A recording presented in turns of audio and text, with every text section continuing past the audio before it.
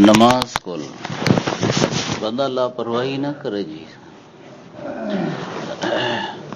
قرآن و حدیث دے بیان کول بندہ لاپرواہی نہ کرے. لاپرواہی کرن والا اللہ کو ناپسند ہے. حضور صلی اللہ علیہ وسلم آپ صلی اللہ علیہ وسلم کی مسجد میں ایک دفعہ آپ اپنے صحابہ کرام رضی اللہ عنہم کے ساتھ تشریف فرما تھے. 3 آدمی آئے. ظاہر یہی ہے کہ وہ صحابی تھے. ایک صحابی وہ آ کر چلے گئے. دوسرے اس نے جگہ تلاش کی تو مجلس کے درمیان میں بیٹھ گئے. تیسرے صحابی پیچھے بیٹھ گئے. آپ صلی اللہ علیہ وسلم نے فرمایا میں ان 3 آدمیوں کی آپ کو مثال سمجھاؤں, ان کا حال سمجھاؤں. پھر فرمایا کہ ان میں سے ان 3 میں سے ایک آدمی جو مجلس کے درمیان میں بیٹھ گیا, اس نے اللہ کی رحمت کے درمیان میں جگہ پائی اور رحمت کے درمیان میں بیٹھ گیا, یعنی اس کی ہر طرف رحمت ہے. دوسرے شخص نے حیا کی تو اللہ نے بھی اس سے حیا کا معاملہ فرمایا, وہ جو پیچھے بیٹھ گیا. دوسرے شخص نے حیا کی تو اللہ نے اس کے ساتھ حیا والا معاملہ فرمایا. اللہ کے حیا کا معاملہ یہ ہوتا ہے کہ چلو یہ بتا دیتا ہوں, یاد کرو. تیسرے شخص نے منہ موڑا تو اللہ کی رحمت نے بھی اسے منہ موڑا. شاید یہ تیسرا شخص منافق ہوگا, یہ صحابی نہیں ہو سکتا.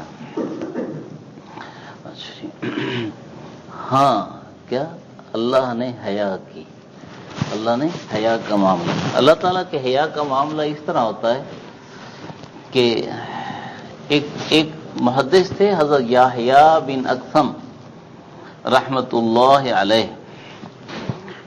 ان کی وفات ہوئی. وفات کے بعد اللہ کی عدالت میں حاضری ہوئی. اس حاضری کو خواب میں دیکھنے والے نے پوچھا. حضرت یحییٰ بن اقسم کو ایک اللہ والے نے خواب میں دیکھا تو پوچھا کہ اللہ تعالیٰ نے کیا معاملہ فرمایا. تو حضرت یحییٰ بن اقسم رحمہ اللہ نے فرمایا کہ اللہ تعالیٰ نے یہ معاملہ فرمایا کہ جب میں اللہ تعالیٰ کی عدالت میں حاضر ہوا تو مجھے ڈانٹ پڑی.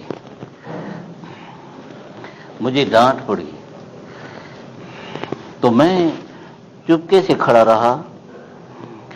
اللہ تعالیٰ نے فرمایا کہ چپکے سے کیوں کھڑے ہو, بات کرو کوئی. میں نے عرض کیا میرے اللہ, میں نے تو کچھ اور سنا تھا اور یہاں کچھ اور دیکھ رہا ہوں. اللہ تعالیٰ نے فرمایا کیا سنا تھا؟ عرض کیا مجھے میرے فلاں استاذ نے اور ان کو فلاں استاذ نے, ان کو فلاں تابعی نے, ان کو فلاں صحابی نے, اور ان کو رسول اللہ صلی اللہ علیہ وسلم نے, اور ان کو جبرائیل علیہ السلام نے, اور ان کو آپ نے ارشاد فرمایا. اللہ تعالیٰ نے آپ نے ارشاد فرمایا کہ اے جبرائیل, مجھے سفید بالوں والے بوڑھے مسلمان سے حیا آتی ہے. تو یا اللہ میں تو سفید بالوں والا ہوں, بوڑھا ہوں, یہاں تو معاملہ کچھ اور ہو رہا ہے. تو اللہ تعالیٰ نے فرمایا جبرائیل نے سچ فرمایا, رسول اللہ نے سچ فرمایا, فلاں صحابی نے سچ فرمایا, فلاں تابعی نے سچ فرمایا, آپ کے استاد نے سچ فرمایا, آپ بھی ٹھیک کہہ رہے ہو, چلو میں نے بخش دیا. اللہ کا حیا یوں ہوتا ہے بھائی. اللہ تعالی ہم سب کی اپنی رحمت سے, اپنی مغفرت اور فضل سے درگزر والا معاملہ فرما دے ہمارے ساتھ. جی بسم اللہ الرحمن الرحیم. اللہم صلی علی محمد وعلی آل محمد کما صلیت علی ابراہیم وعلی آل ابراہیم انک حمید مجید. اللہم بارک علی محمد وعلی آل محمد کما بارکت علی ابراہیم وعلی آل ابراہیم انک حمید. اعوذ باللہ من الشیطان الرجیم بسم اللہ الرحمن الرحیم والذین هم لفروجهم حافظون الا على ازواجهم او ما ملكت ايمانهم فانهم غير ملومين فمن ابتغى وراء ذلك فاولئك هم العادون صدق اللہ العظیم۔ کامیابی پانے والے جنتی لوگ وہ ہیں جو اپنی شرم گاہوں کی حفاظت کرتے ہیں سوائے اپنی بیویوں یا باندیوں کے۔ جو بیویوں باندیوں سے اپنی خواہش نفس کو پورا کرتا ہے ان پر کوئی ملامت نہیں، لیکن جو اس کے سوا دوسرا راستہ تلاش کرے یہ حد سے نکلنے والے لوگ ہیں۔ اللہ تعالیٰ نے فرمایا کہ اپنی جنتی لوگ خواہش نفس کی حفاظت کرتے ہیں، بیویوں کے سوا خواہش نفس پوری نہیں کرتے۔ بیوی کو تو اللہ تعالیٰ نے حلال کیا ہے، لیکن بیوی کے سوا باقی جو موقع ہیں خواہش نفس پوری کرنے کے وہ اللہ نے حرام کیے، اللہ نے حرام کیے۔ اس لیے اللہ کے حرام کیے ہوئے موقعوں سے بچتے ہیں اور صرف اپنی بیوی سے خواہش نفس پوری کرتے ہیں، یہ جنتی ہیں، یہ جنتی ہیں۔ یہ دور بے حیائی کے ترقی کا دور آ گیا، بے حیائی کی ترقی کا۔ لوگ کہتے ہیں ترقی کا، صرف ترقی کا نہیں ہے، بے حیائی اور برائی کی ترقی کا ہے۔ اللہ کے ساتھ تعلق اور روحانیت کی ترقی کا دور نہیں ہے۔ ہاں، جو اللہ سے تعلق بڑھائے گا، روحانیت میں ترقی کرنا چاہے گا، یعنی نیکی اور اللہ کے احکامات کی تعمیل زیادہ کرے گا، یقیناً اس کو بہت بہت ترقیاں ملیں گی۔ لیکن عام ماحول یہ ہے کہ برائی میں زیادہ ترقی کی جاتی ہے، اور اس ترقی کے متعلق میں کہتا ہوں یہ ترقی کاف نقطوں والوں کے ساتھ نہیں ہے، نقطے والے کے ساتھ نہیں ہے، یہ کاف لوڑی والے کے ساتھ ترقی، یعنی ایسا بندہ جو برائی میں ترقی کرتا ہے یہ ترک جاتا ہے، ہماری زبان میں ترک جاتا ہے، یعنی گندگی کے ساتھ ملوث ہو جاتا ہے، گندا ہو جاتا ہے، گندا ہو جاتا ہے۔ ہاں جی، تو اپنی خواہش نفس کی حفاظت کریں حرام جگہ سے، خواہش نفس کی، تب جنتی بنیں گے۔ جو شخص خواہش نفس کی حفاظت نہیں کرتا اور حرام جگہ استعمال کرتا ہے یہ جہنم کے راستے پر جا رہا ہے۔ اللہ تعالی نے قرآن شریف میں فرمایا وَلَا تَقْرَبُوا الزِّنَا إِنَّهُ كَانَ فَاحِشًا وَسَاءَ سَبِيلًا، بدکاری کے قریب نہیں جاؤ، اس لیے کہ یہ بے حیائی کا کام ہے۔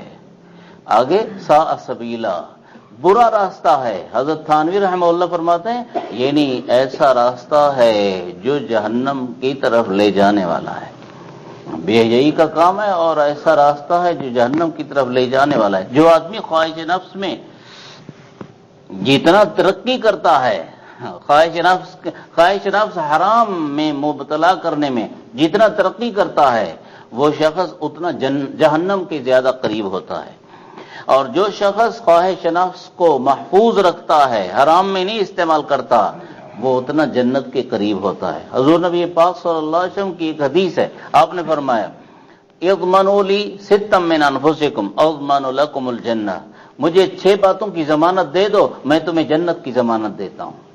حضور کی ضمانت ہے، 6 باتوں کی ضمانت دے دو میں تمہیں جنت کی ضمانت دیتا ہوں۔ وہ کون سی 6 باتیں؟ یاد کر لو۔ اصدقوا اذا حدثتم، سچ بولو، بولو تو سچ بولو، بولو تو سچ بولو، جھوٹ نہیں بولو۔ اللہ واوفوا اذا عاهدتم، کسی سے وعدہ معاہدہ ہو تو پورا کرو، پورا کرو۔ وَأَدُّوا إِذَا اؤْتُمِنْتُمْ، جب کسی کی امانت تمہارے حوالے ہو تو جب ادا کرنے کا وقت ہو تو ٹھیک ٹھیک ادا کرو، امانت میں خیانت نہیں کرو۔ وَغَضُّوا أَبْصَارَكُمْ، اپنی نگاہوں کی حفاظت کرو، ان سے حرام نہیں دیکھو، نگاہوں کو پاک رکھو۔ وَكُفُّوا أَيْدِيَكُمْ، اپنے ہاتھوں کو حرام کمانے سے، حرام کا کام کرنے سے، حرام میں استعمال کرنے سے اپنے ہاتھوں کو روک لو۔ اور وَاحْفَظُوا فُرُوجَكُمْ، اپنی خواہشات نفس کی حفاظت کرو، پاک دامن بن کے رہو۔ جب یہ 6 کام تم کرو گے میں جنت کا ضامن بنوں گا۔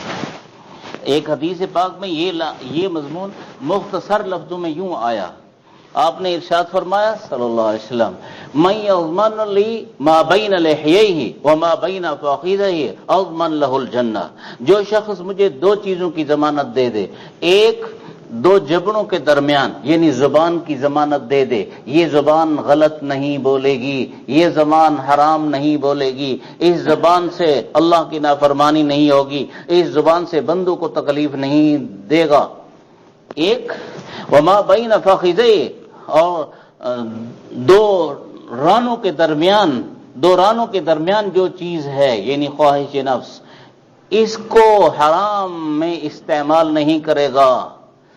حضور نے فرمایا جو ان دو چیزوں کی ضمانت دے دے اضمن لہ الجنہ، میں اس کا جنت کے لیے جنت کا ضامن بنتا ہوں، میں اس کے لیے جنت۔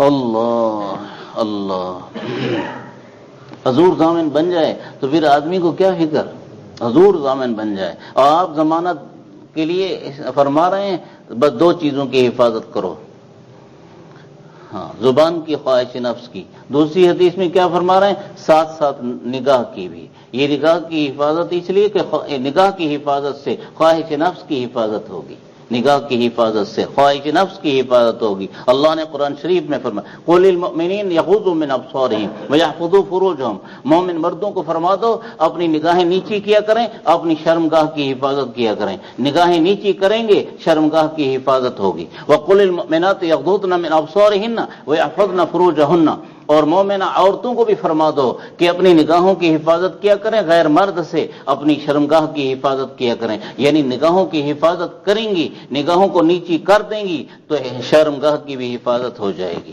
یہ اللہ نے دونوں کو اکٹھا اس لیے ذکر فرمایا، مردوں کو الگ فرمایا، عورتوں کو الگ فرمایا، مرد غیر عورت کو نہ دیکھے، عورت غیر مرد کو نہ دیکھے۔ جب یہ ہوگا تو یعنی نظر کی حفاظت ہوگی تو کیا فرمایا، یحفظوا فروجہم یحفظن فروجہن، شرمگاہ کی حفاظت ہو جائے گی، پھر آدمی مرد پاک دامن ہوگا، پھر عورت پاک دامن ہوگی۔ اللہ، پاک دامنی سے جنت ملے گی، پاک دامنی سے، یہ قرآن شریف کی آیت بتا رہے، پاک دامنی سے جنت ملے گی۔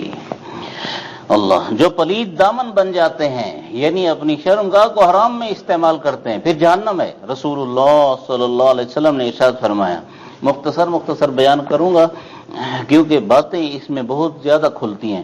رسول اللہ صلی اللہ علیہ وسلم نے ارشاد فرمایا، میں نے خواب میں دیکھا، نبی کا خواب وہی ہوتا ہے، نبی کی جو نیند ہوتی ہے وہ نیند ایسی ہوتی ہے جیسے ہمارا جاگنا، اس لیے حضور کی نیند میں حضور کا وضو نہیں ٹوٹتا ہے، اور نبی نیند میں بھی اللہ کا ذکر کرتے ہیں، نبی نیند میں بھی جبرائیل کی انتظار کرتے ہیں، توجہ اللہ کی طرف ہوتی ہے، یہ ہماری آپ کی نیند نہیں ہوتی، ہماری آپ کی نیند تو غفلت والی نیند ہوتی ہے۔ تو آپ صلی اللہ علیہ وسلم نے فرمایا میں نے خواب میں دیکھا، خواب میں کئی واقعات دیکھے، ان میں سے ایک واقعہ یہ دیکھا کہ ایک تنور ہے جس میں آگ جل رہی ہے، اس کا اندر کا حصہ کھلا ہوا ہے اور اس کا منہ ذرا تنگ ہے، اندر کھلا ہوا ہے، منہ ذرا تنگ ہے۔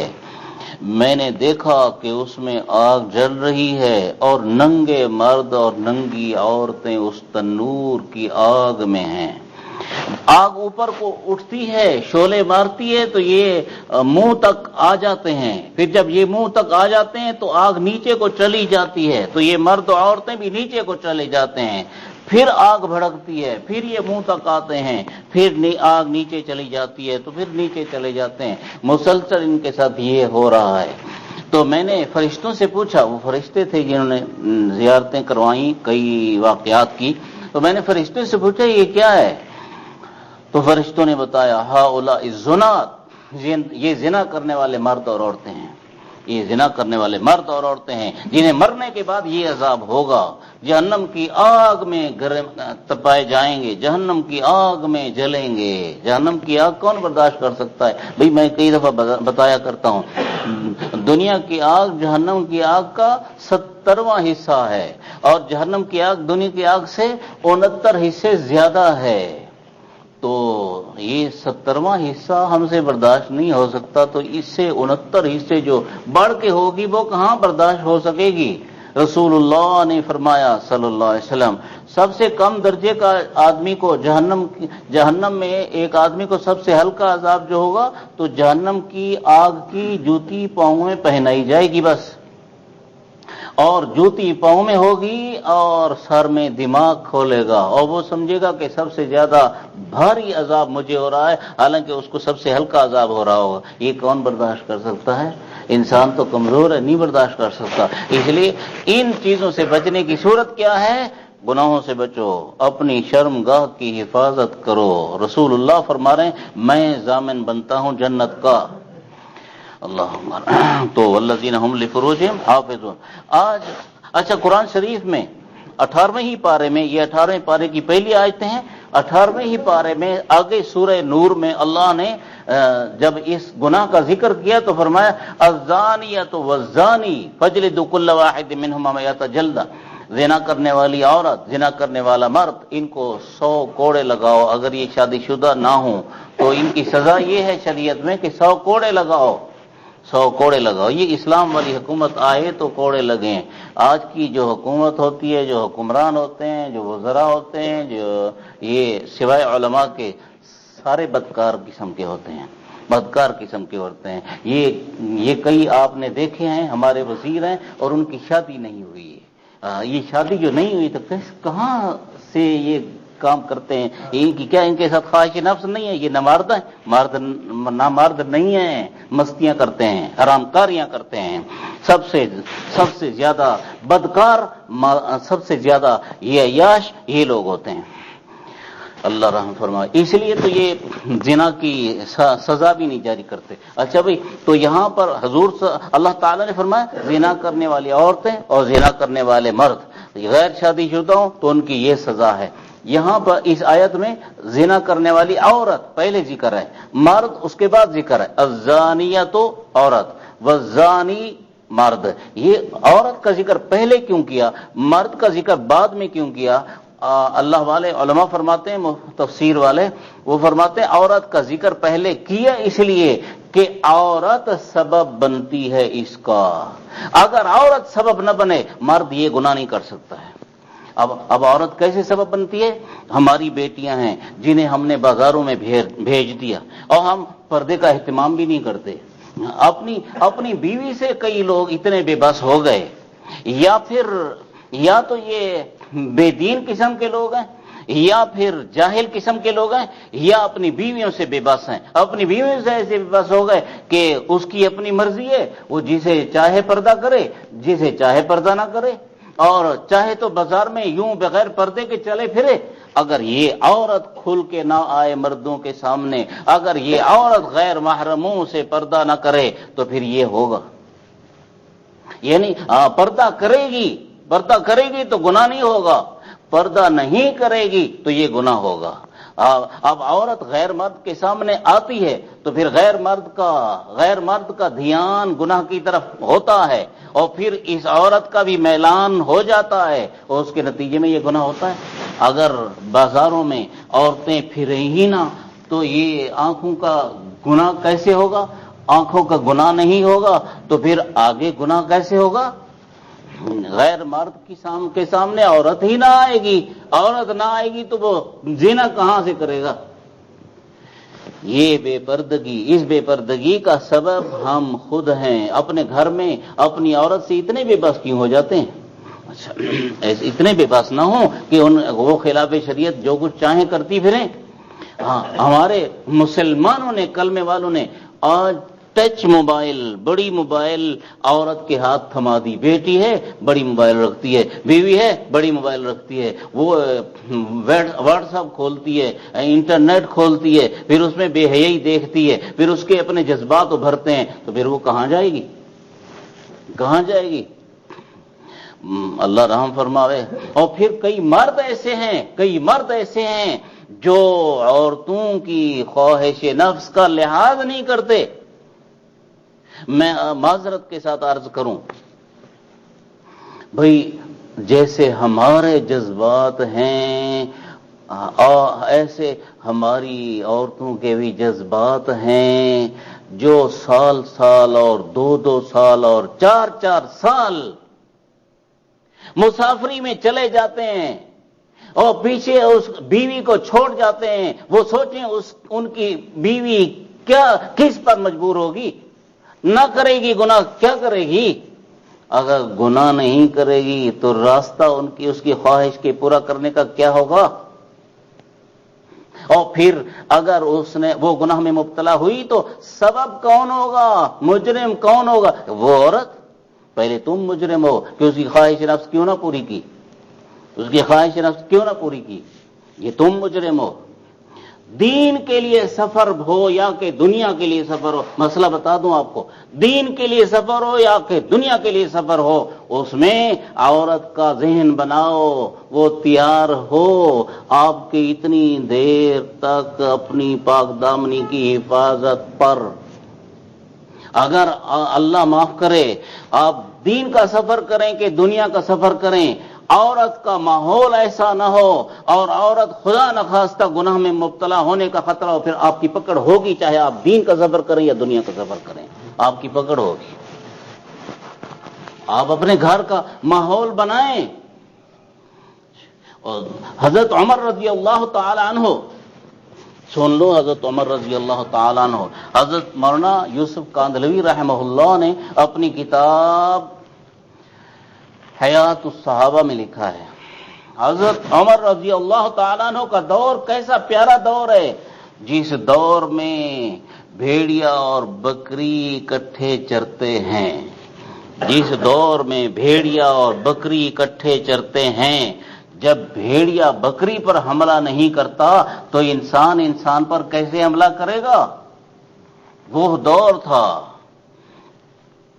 اس دور میں حضرت عمر رضی اللہ عنہ رات کو چکر لگاتے ہیں گلی کوچوں کا، اور اپنی رعایا کا دھیان کرتے ہیں کہ کون کیسے حال میں ہے۔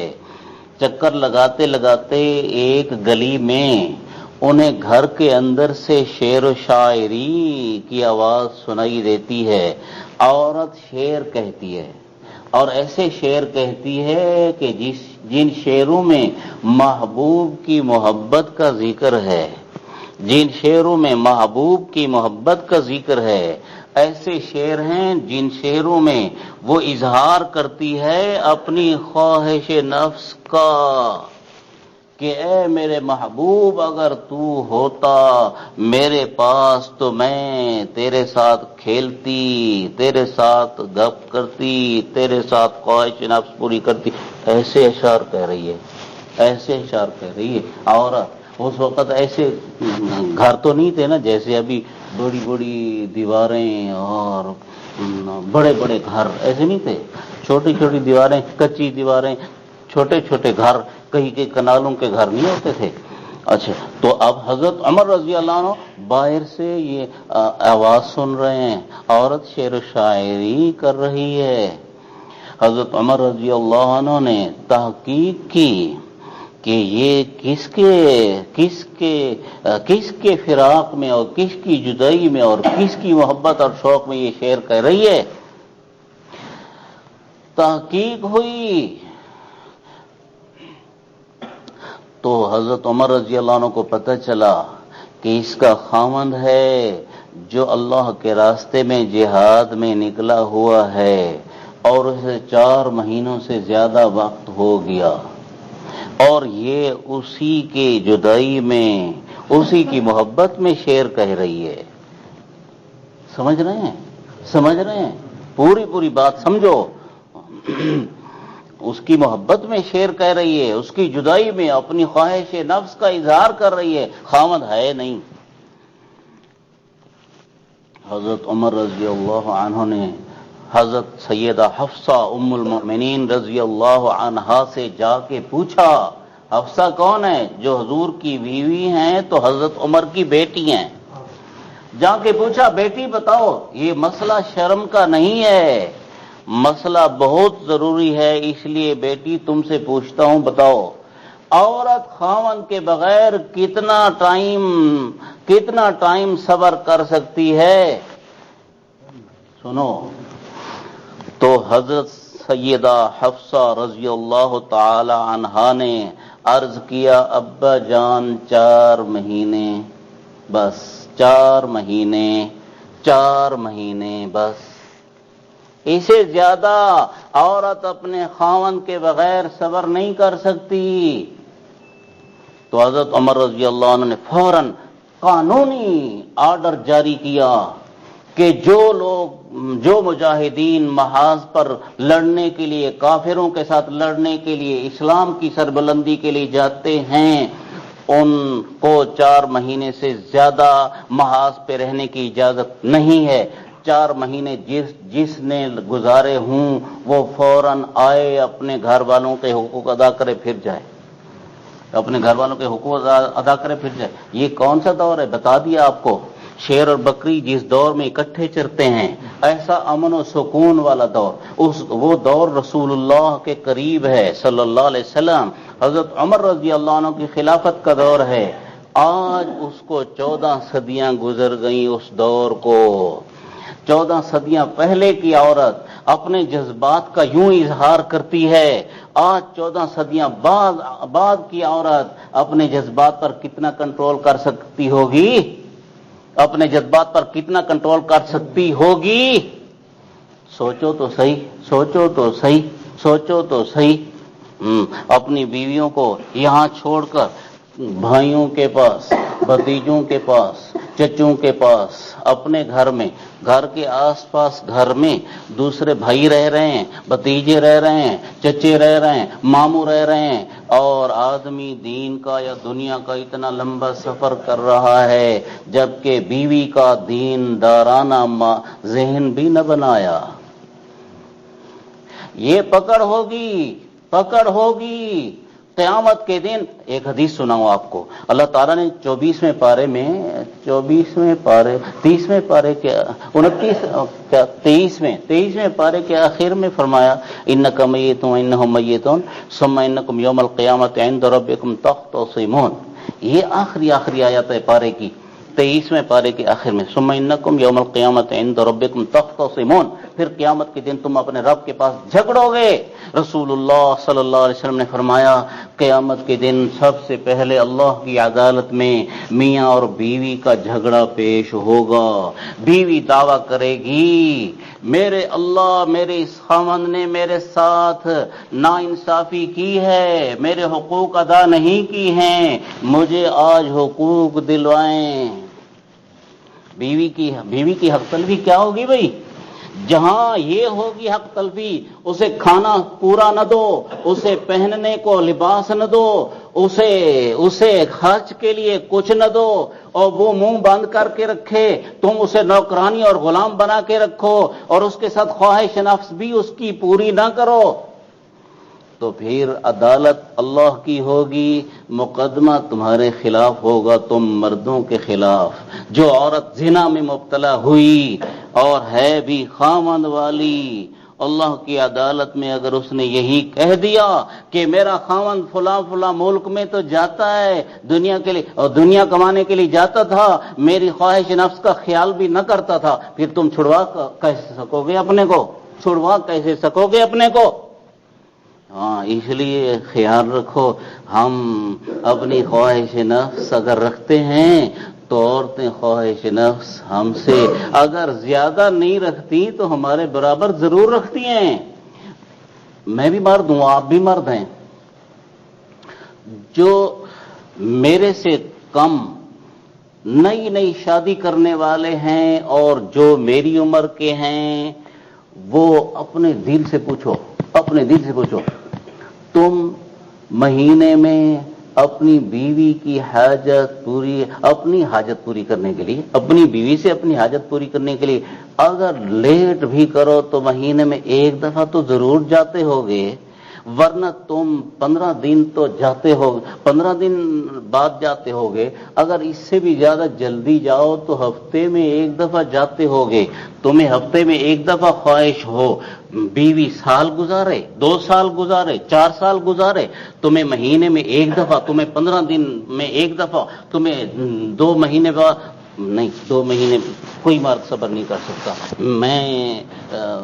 آخر میں مرد ہوں، آپ بھی مرد ہیں، کوئی صبر نہیں کر سکتا۔ مرد صبر نہیں کر سکتا، عورت کو کہتا ہے تو صبر کیے رکھ، اور بھی اس کی خواہش نفس بھی پوری نہیں کرتا۔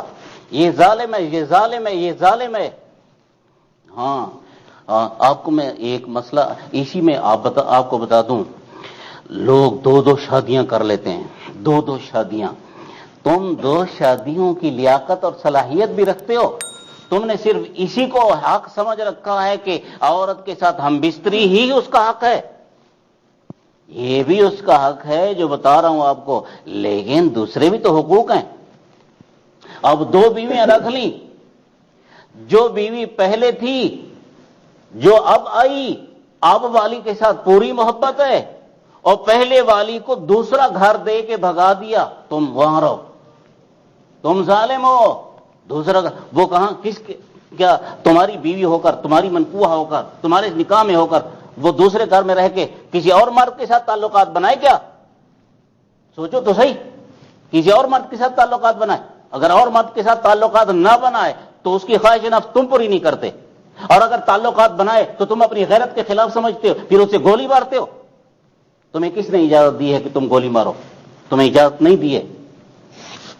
غیرت کے خلاف ہے اس کا کسی غیر مرد کے ساتھ تعلقات بنانا، لیکن اس میں تم ظالم ہو، تم ظالم ہو۔ تمہیں اس حد تک اسے تم لے کیوں گئے کہ اس نے غیر کے ساتھ تعلقات بنائے؟ تم نے اس کی خواہش نفس کیوں نہ پوری کی؟ اس کے خامد ہو کر تم اس کی خواہش نفس پوری نہیں کرتے، پھر وہ دوسری جگہ منہ مکالا کرے تو کیا کرے، نہ کرے تو کیا کرے؟ تم خواہش نفس رکھتے ہو، وہ نہیں رکھتی۔ سوچو، عقل کرو آج۔ اور ہاں اس میں 2 بیویوں کی بات کر رہا ہوں۔ حضور صلی اللہ علیہ وسلم نے فرمایا جو 2 بیویوں والا ہو جائے اور ان میں انصاف نہ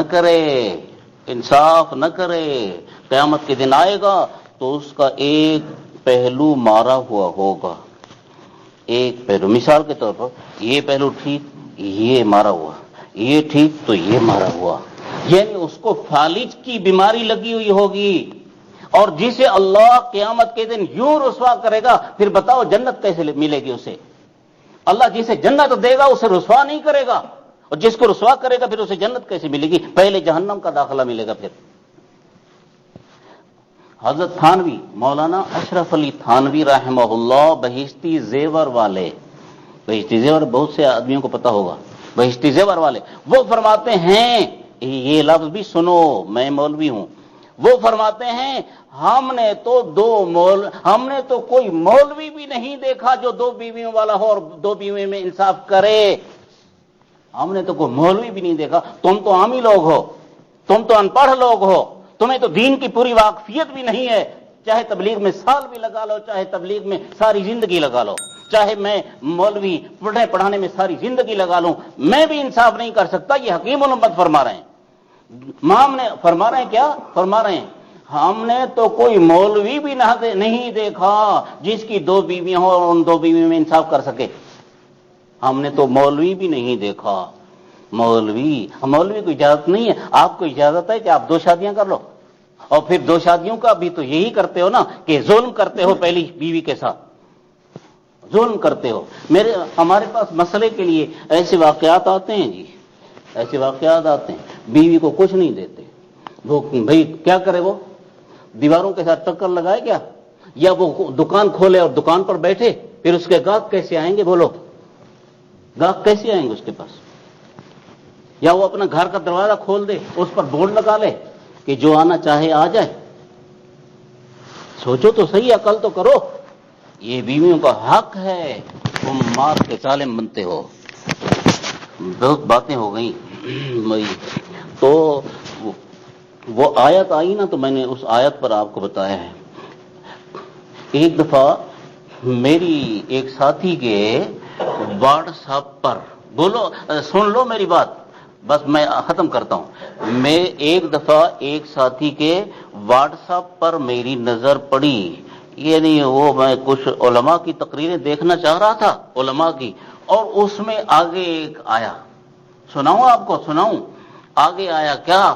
ایک عورت ہے، نوجوان عورت ہے، اس نوجوان عورت نے اپنی تصویر دی ہے، اس تصویر کے اوپر نیچے لکھا ہے، سنو اب لکھا ہوا سنو، لکھا ہے میرا خاوند دبئی ہے، اس کو اتنے سال ہو گئے، پتہ نہیں 2 سال لکھا تھا، اس کو اتنے سال ہو گئے، میرا خاوند دبئی ہے، میں گھر میں اکیلی ہوں، کوئی نوجوان میرے نمبر پر رابطہ کر کے میری خواہش نفس پوری کرے، میں اسے پیسے بھی دوں گی۔